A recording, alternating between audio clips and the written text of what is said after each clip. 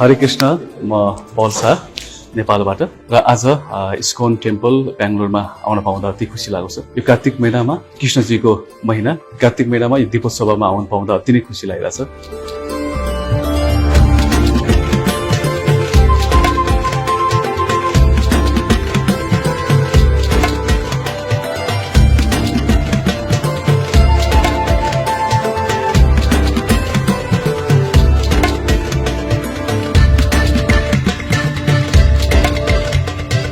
र भित्र भजन कीर्तन हैन र भगवानप्रति गरेको आस्थाहरू देख्दा र आफूलाई पनि प्रत्यक्ष म सहभागी हुन पाउँदा चाहिँ अति नै खुसी लागेको छ। यस इस्कन टेम्पलका सम्पूर्ण पण्डितजीहरूलाई विशेष धन्यवाद छ अनि र भक्तजनहरूलाई पनि एकदम धन्यवाद छ, तपाईँहरू आइदिनु भयो र मलाई एकदम लकी फिल गरिरहेको छु। मैले बेंगलोरको इस्कन टेम्पलमा आएर यो कार्तिक महिनाको दीपोत्सवमा सहभागी हुन पाउँदा अति नै खुसी लाग्यो। धन्यवाद।